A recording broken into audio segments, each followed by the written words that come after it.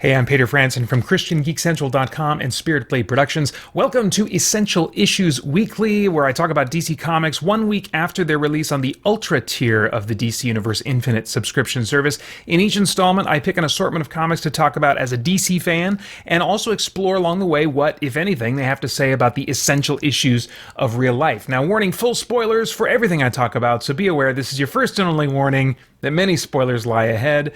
Okay, right now we're going to take a look at comics originally released to the Ultra tier on May 2nd, 2023. First from that group, I've chosen Adventures of Superman, John Kent, number 2, originally published on April 4th, 2023. Now, I've been, I think, enjoying this storyline so far, or at least interested in the first issue. It's like, oh, okay, we're going to revisit Ultraman, who had kidnapped John Kent when he was young, and they explain his aging up by the fact that he was in a kind of like a pocket universe or something, and in this volcano that Ultraman kept him in for years. And of course, I've said before that he really should be a lot more traumatized by this than they have portrayed him being. And so I at least appreciate that they are revisiting this, acknowledging this as like, okay, this is kind of like an essential part of his origin story. We need to address Ultraman. He is villain A-list number 1 for John Kent going forward. I don't know how it could be any other way, although it looks like in this issue they're going to try and make it be another way. Now, in terms of themes, there is something that kind of jumps out at me. Early on in this issue, Lois is talking to John's boyfriend, Jay, who is worried for John and asks Lois for advice. You know, she's been through this with Clark flying off and always getting into who knows what kinds of trouble. And at first, she kind of says that basically she keeps busy and tries not to think about it. Of course, recognizing, as Jay does, that that's not healthy. But so then she turns and says, actually, I do have some advice. Make him promise to come back. And then she adds, Superman never breaks a promise. And John has been called Superman, and so the assumption is kind of like, you know, he would have had the same kind of virtue and character passed down to him by his father. He's not going to break a promise. He is going to come back if you make him promise to do that. And, you know, fictional characters can be written to fulfill these kinds of promises, but real people can't. This is a source of hope that will fail in real practice. And I get it. I don't think the writer's making a statement about how we should deal with our own stress, our own worry about our loved ones and things like that. But I think it's still worth noting that this is really an empty kind of hope that Lois has here. As Christians, our hope is not that things will turn out all right in this life. We can try to think positive as much as we want, and many times that things are going to work out. But there will be times where things don't work out. And so our hope is not about someone fulfilling their promise to come back to us or to accomplish something that they cannot really promise they're going to be able to do because there's just too much that's outside of their control. And so as Christians, our hope is that God is good and loving, and in the end, we'll have no doubt of that, and we'll be compensated in the resurrection for the pains that we faithfully endure now. Now, there's complexity, and saying that very simply stated right now is, of course, not a proper exploration of that aspect of the Christian life. There's complexity. We're going to struggle with that. We need other believers to talk through these things with, and believers who are going to be able to offer loving care and truth in our times of worry, in our darkest times of life.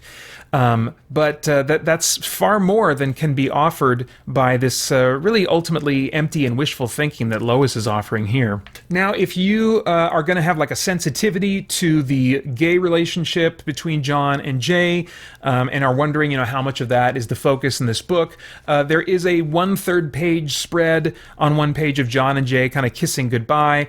I don't think we need to feel good about that. I don't think that I think the story wants us to feel good about that, wants us, of course, to be invested in this relationship, but I don't think that to enjoy this issue, you have to be invested in that relationship. If you find that it's a deal breaker, and you're just like, oh no, if that's going on, I'm not going to touch it, then I think that's an interesting thing to kind of contemplate a rabbit trail to mentally follow, and maybe ask, okay, so if that's the case, if this is a deal breaker, why aren't other kinds of non-biblical relationships deal breakers in our entertainment? When superheroes are sleeping around, they're waking up in bed with someone they're certainly not married to, why are those kinds of things not deal breakers for us as well? I'm not looking to make a defined point here. I'm, still thinking and processing those kinds of things in my own mind. So it's more of a starting point for thought that I'm putting on the table here than anything else. In any case, after that, John is off to adventure and leaves his boyfriend behind for most of the issue. And we do get an encounter with Ultraman, who kind of realizes, oh, are you my John? Because he's been traveling through these parallel realities, killing different copies, different parallel versions of Clark's and John's, presumably. And so he's just kind of realizing, oh, are you my John? As in, are you the one that I had kidnapped? And so there's this moment of recognition between the two of them.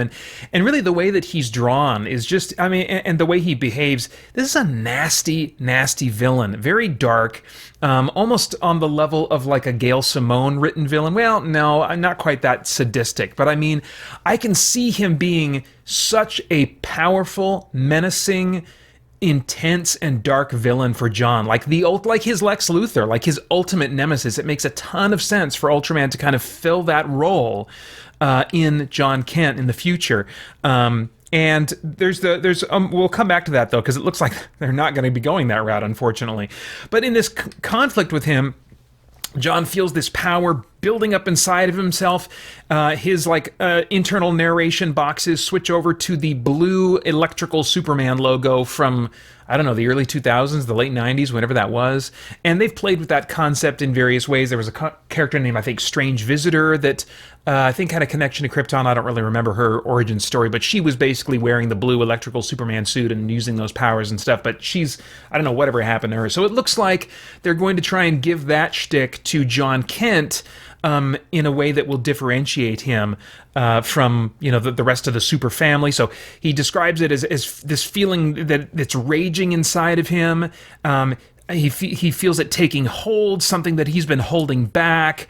And so it's this rage-like feeling that he lets loose in order to defeat Ultraman, and it's a cool power fantasy moment for sure. But I just took note of the fact, this is not unique to this story at all. We've seen this kind of moment in I don't know how many superhero stories, but I just happened to think about and notice this time around that heroes usually don't unlock their power and their full potential to save the day by being thoughtful or tactful or self-controlled. Instead, it's usually this feeling that's building up inside of them, and they get to just let loose. They let their guard down. They set aside any self-control, and that's how their full effectiveness to defeat evil is brought to bear.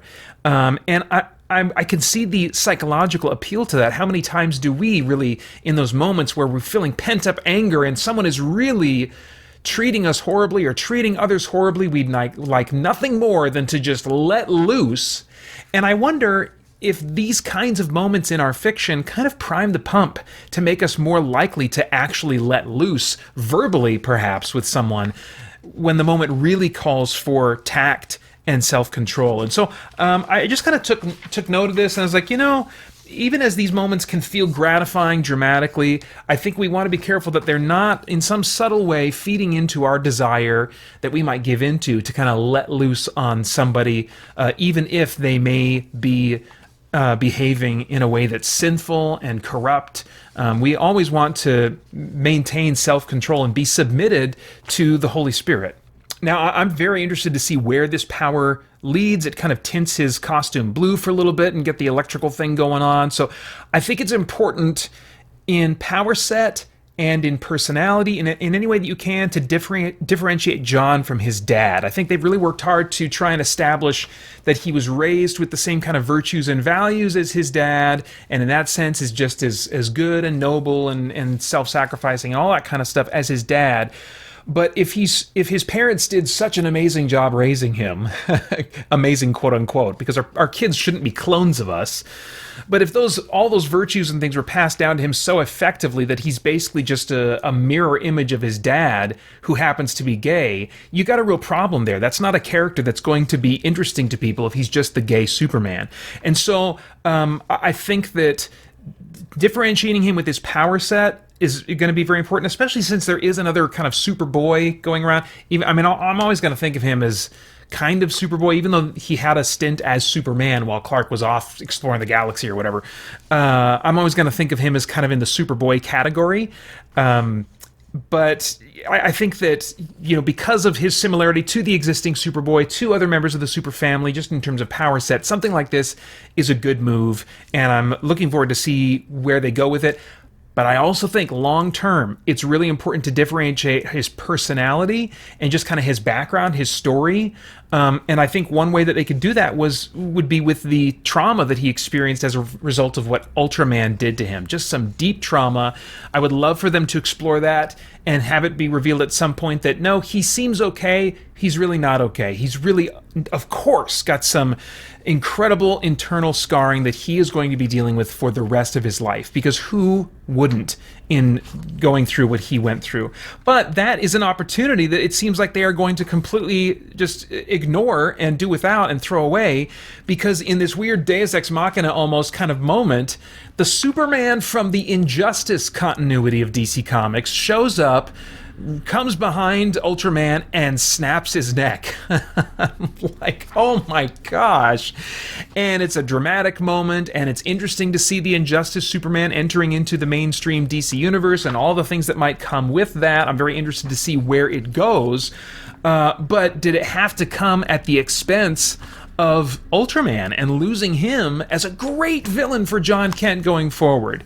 Now, maybe this was something that the writer just couldn't resist, because Tom Taylor, who's writing this, also wrote at least the first run of Injustice, which I am currently reading. I meant to get around to it for the longest time, and then seeing this, I was like, oh crap, okay, now's the time to pull the trigger and read at least that first major story arc that introduces the Injustice universe. So I'm in the middle of reading that now and having a good time with it. But as interested as I am, though, to see what they do from this point going forward, they've got to, at some point, reverse this neck break and this killing of Ultraman, because, oh, what a freaking missed opportunity. So, yeah, we'll see what happens going forward with Adventures of Superman John Kent number 3. Next up, we've got The Flash number 796. We discover that Wally West is alive, and he is at some place called Time Point, or used to be called that, now Goldbug, the futuristic, I guess, kind of like a legacy hero for both Blue Beetle and Booster Gold, is at this place, and she, because of a previous encounter with Wally West when he was time hopping in different people's bodies, she responded to something he said, but took it a step further than he really intended, and she went back, and we learn here, rescued all of the heroes that were killed during the Heroes in Crisis surge that Wally accidentally was kind of responsible for. That caused a bunch of fourth-tier DC heroes to be killed. And so this is kind of Jeremy Adams', I suppose, final reversal of that kind of destroying of Wally West by turning him into this really tragic character, which I said back in the time when I was reacting to Heroes in Crisis, when I was reacting to Wally West's return to the DC Universe, that until his family is with him, of course he's going to be a tragic character.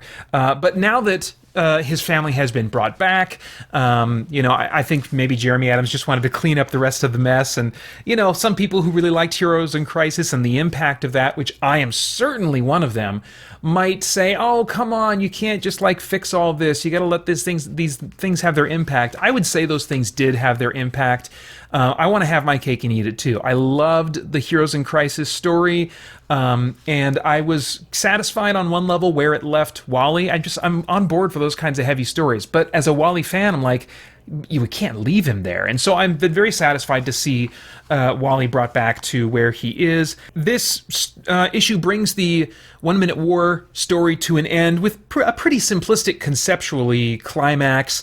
A rock'em sock'em, let's overload the death machine with Speed Force energy, and that's how they save the day. But along the way, Jeremy Adams really solidifies the concept of the Flash family and establishes these characters as family, both biologically and through marriage. In some cases, maybe about half of them are in some way related through biology or marriage. And then, of course, the others that have just become like family over the years. So I think that this is the last or second to last issue that Jeremy Adams is writing on this before moving on to Green Lantern. I understand that the new writer coming on may be going in a darker direction with this book, which I might be on board for. I just would rather he not erase this kind of a vibe. Well, not the erase the events here. I don't mind if Flash goes on has a dark, more serious, heavy story. That's actually right up my alley, probably. But I hope he doesn't tragically dissolve the family, that's been created here and reestablished here by Jeremy Adams. I really appreciated Adams' run on the Flash. But yeah, things basically get fixed by the end of this issue. Iris is back as I think we all knew she would be. Barry proposes to her. We've got the Heroes in Crisis, fourth string heroes all resurrected. Everybody enjoys a nice backyard barbecue together at Wally and Linda's house. And then, interestingly, at the end of this issue, Bart Allen, Impulse, and Max Mercury run off into the sunset, literally, seemingly to see if they can get Max to enter the Speed Force heaven, that speedsters go to on their last run. He's never been able to go there before because something was always tying him to this world and sent him bouncing through time to accomplish different things. And of course, longtime readers will remember that Max Mercury and Impulse have a history together. Max was kind of Bart's mentor in the Impulse comic, and so they kind of are two characters that shared a comic for a long time. It's fitting that wherever they end up, they would end up there together. I would be surprised. I mean, we don't actually see them enter the Speed Force. They just kind of run off into the sunset, but it looks like that's what they're heading toward. They're going to attempt to help Max get into Speed Force Nirvana or whatever, but Bart is Max says, Bart, I can't ask you to come with me. And Bart says, listen, where you go, I go. We're family and we're in this together, so we're going to do this together. And so I would imagine this is a setup for some new status quo. Maybe they'll be in another time or in a parallel Earth. I would actually prefer neither of those to be the case. I like them being around in the present-day DC universe. But it, at the very least, seems to be setting them up for a status quo that's going to kind of set them off to the side and have something that they're doing together. Maybe they'll be in another ensemble book. Maybe they'll get their own book again together. We'll see what happens. Nothing that I know of has been announced, and there's nothing announced at the text at the end of this issue. So we'll just have to see what the fate is that the editors decide for Max and Bart. Finally, I read Batman 134. I don't have near as much to say about this one. This is following a storyline in which Batman is in an alternate timeline where he's kind of re-becoming Batman without access to his wealth and his equipment and all that kind of stuff. So almost like a street-level Batman that he's kind of cobbling together from whatever resources he can find. And this is an old alternate reality where the Joker never became the Joker, but that human being still exists and became a villain called the Red Mask. And although he wasn't dumped in chemicals to become the Joker, he still has a pharmaceutical or a chemical background and is using that as part of his shtick as a villain.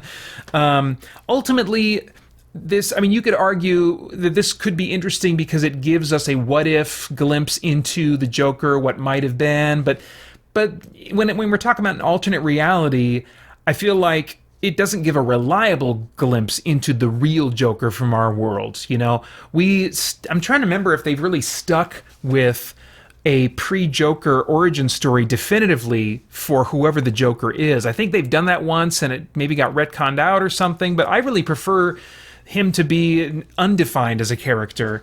And so So maybe it's kind of like my own headcanon that I'm willing myself to say, no, whoever this guy is, this is not representative of who the Joker in the main continuity was before he became the Joker, or would have been had he not become the Joker. This is, just a different enough timeline that we can't extrapolate for the Joker of the mainstream continuity. So I'm still just not very interested, I guess, in this kind of alternate reality story because of its lack of impact on the main continuity. There's also a weird moment where we find out that Superman is like an inmate in Arkham and is being controlled by the Red Mask, version of the non-Joker guy. And Batman's thinking, oh crap, if he's got a rogue Superman, we are all doomed. What can I do against this guy? And he's having a moment that I'm trying to make sense of it. He just stares him down and says, I walk as a man, but I am your nightmare. And like in his internal monologue, he's saying to himself, you're Batman, and Batman feels no fear. And then he says, do the voice, roll the eyes. And then when he says nightmare, there's a close-up on his face where he's rolled his eyes up into the back of his head and he's screaming. And I guess I'm like, do the voice? What voice is this? Just like my scary voice? Roll the eyes? Like he's done this before? Is this like some secret weapon that he's got? Some psychological trick from the past that I just didn't read the right comic to know about? It looks... It looks a little bit like just a kid goofing around, rolling his eyes in the back of his head to make them look white, And I'm like, why is this scaring Superman? I mean, Superman does actually get startled. Now, maybe you could argue, well, he's all hopped up on Red Mask chemicals. Who knows what kind of mental state he's in? You can kind of shrug and say this would work. But there's just something about the moment that doesn't feel earned. It reminds me of kind of like a Nicolas Cage type moment where Nicolas Cage can go for these big moments. And in the right circumstances, with the right script and the right filming, they can really work. And if not, they just don't land for me at all, and they come off as ridiculous, And so this falls into the ridiculous category if I were to compare it to like a Nick Cage moment that didn't quite work. And then later on in the story, near the climax, Batman gets his hand cut off. And I'm like, what in the world? I mean, yes, it creates an intense moment, but what's the fix for this? We're not going forward with a Batman with no right hand. We're not going to give him a cybernetic hand. I mean, that's kind of jumping the shark. And if you stitch it back on, that's always going to seem weird. Like, oh yeah, remember that time he got his hand cut off? Oh yeah, here's the scars from when Batman got his hand cut off. I don't know. I've got a weird theory that Batman is maybe body hopping in this, that he's not actually physically traveling. I'd have to go back and read the issues before this to see if this would actually work. But I'm thinking maybe he might be body hopping and he's in, like his spirit or whatever is inhabiting this alternate reality's Bruce Wayne's body or something. And when he shifts back, I don't know, maybe there'll just be some weird transmorphing alternate timeline-y comic booky thing that'll just reset his body. But like getting his hand cut off, I'm like, oh my gosh, okay, we've got to be getting to the end of this story arc now, right? But anyway, so the writing style in general, I'm fine with, and I'm interested to read more by this writer, but I'm just not really connecting to this particular alternate timeline, alternate reality Batman story. All right, but those are all my thoughts, I think, on comic books for now. I'd love to get your thoughts and reactions in the comments below. Remember to check out christiangeekcentral.com for a ton more content. Thanks so much for watching. Bye-bye.